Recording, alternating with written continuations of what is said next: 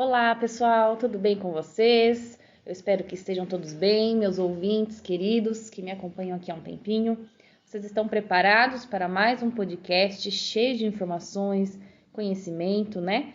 E para você que está nos ouvindo pela primeira vez, seja muito bem-vindo ao Pod Aula, o nosso podcast informativo, onde em cada quadro, né, a gente recebe um especialista em alguma matéria específica para nos mostrar um pouco sobre o mundo das aulas nas escolas. E para hoje contamos com a professora e palestrante Thaís, que é especialista na área de botânica e tem propriedade para falar desse assunto. E o assunto que vamos tratar hoje não poderia ser diferente, não é mesmo, Thaís? Vamos falar sobre os grupos vegetais. Mas, professora, para dar início, qual seria a melhor forma para introduzir esse tema aos alunos que vão começar a aprender sobre esse conteúdo?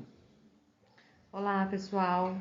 Primeiramente, eu gostaria de agradecer ao convite para participar do podcast de vocês. Eu já dei aula, palestra para diferentes pessoas com idades diferentes, e para cada um, a dinâmica pode ser abordada de formas diferentes. Bom, mas para alunos que vão aprender este conteúdo, uma maneira bem interessante seria a aula prática, que vão fazer os alunos interagirem melhor, né? Olha, realmente, né, é uma boa ideia, né, para começar uma aula. Mas, professora, detalhe melhor para nós como seria essa aula prática. Seria uma aula, a princípio, simples, mas muito proveitosa. Mas o que é muito importante saber, se no local que será realizada essa visita, será encontrado os 4 grupos vegetais, que serão as briófitas, as pteridófitas, as gimnospermas e angiospermas. Amei essa proposta, professora. Aprender na prática, com certeza, é algo que acaba sendo um pouco mais divertido, né? Com certeza, os alunos vão se envolver melhor com o conteúdo e, consequentemente, eles vão assimilar melhor. E como funcionaria a identificação dessas plantas?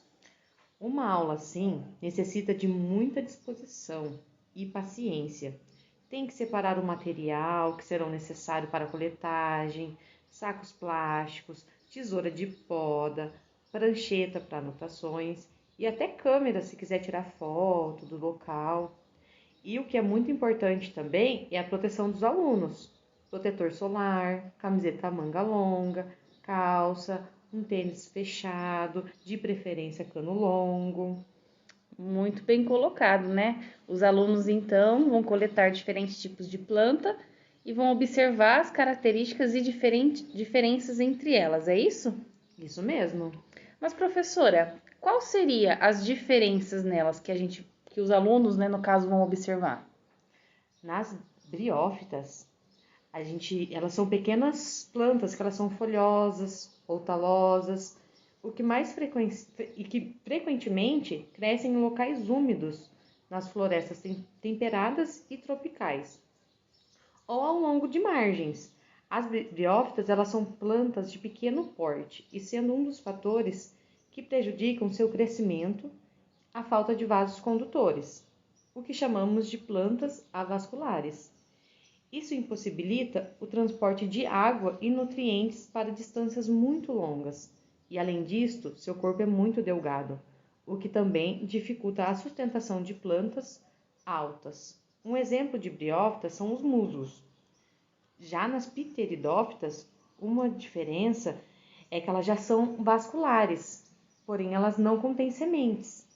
Então, nessas plantas, vamos ter vasos condutores, os famosos xilema e floema. Um exemplo clássico de pteridófita são as samambaias. Já nas gimnospermas, que também são vasculares, uma característica marcante é as sementes, ou seja, sementes que não estão no interior de frutos. É uma evolução o surgimento da semente nas plantas vasculares, que em pteridófitas não tinha. Um exemplo bem típico são os pinheiros. Já nas angiospermas, o que podemos observar é que elas são plantas com flores. Elas representam a maior parte de plantas modernas no mundo visível. Em termos evolutivos, o grupo Angiospermas são um grupo de plantas com semente com características especiais. Elas contêm flores, frutos e um ciclo de vida distinto, que as tornam diferente de todas as outras plantas. E tem mais, elas são tão únicas que compartilham tantas características únicas que é evidente que são monofiléticas, derivadas de um único ancestral comum. Bom, eu citei algumas dessas características que são simples ao analisar esses 4 grupos. Em uma aula, um professor pode aprofundar explicando como funciona a sua reprodução, suas características morfológicas, suas estruturas. Eu poderia ficar aqui o dia inteiro falando sobre isso, mas eu deixo um link com minhas palestras e lá tem tudo detalhadinho, com cada tema, que garanto que vai ajudar muito a estudar e entender as características de cada uma. Caraca, professora, realmente, né? Ao coletar as plantas, os alunos eles vão conseguir observar essas diferenças, né, que você citou. Vão sair sabendo a diferença de todas as nossas queridas plantinhas, não é mesmo? O esperado é que sim. Professora, tem alguma dúvida que é muito recorrente ou algo que é muito fácil os alunos confundirem nesse conteúdo? Olha, uma coisa que confundem muito são as algas. As algas, elas têm uma função comum com as plantas. Elas são fotossintetizantes. Elas são produtores primários que utilizam energia, luminosidade para fazer seu próprio alimento também. Inclusive, as algas verdes são particularmente muito importantes, porque as plantas são descendentes de um ancestral que, se ainda existisse, seria classificado como alga verde. Porém, mesmo com essas semelhanças, as algas não são consideradas plantas, pois as mesmas não possuem órgãos e tecidos especializados e não são vascularizadas, bem como não possuem capacidade de formar uma estrutura como flor, folhas, raiz e caule. Mentira! Alga não é planta? Como assim? Vivendo e aprendendo, não é mesmo, professora? E você aí, ouvinte, que está nos escutando, deixe nos comentários se, assim como eu, você também não sabia que alga não é planta. Pois é um erro muito comum. E as pessoas realmente acreditam que algo é uma planta. Bom, eu garanto que nunca vou esquecer disso, professora. Só antes da gente finalizar, uma curiosidade. Conta pra gente, assim, você tem um grupo que você olha, que se identifica, que você gosta mais? Olha, eu gosto de todas. Cada um tem suas peculiaridades, mas eu gosto muito das angiospermas. E o que tem, assim, de especial nessas angiospermas, professora? Olha, tem muitas coisas. Mas, na verdade, eu sou apaixonada por flores, pela diversidade de cores, tamanhos, e acho extremamente lindo quando chegamos em algum lugar e vemos flores coloridas. E como uma boa botânica, minha casa é repleta de flores. É o clássico, né, professora?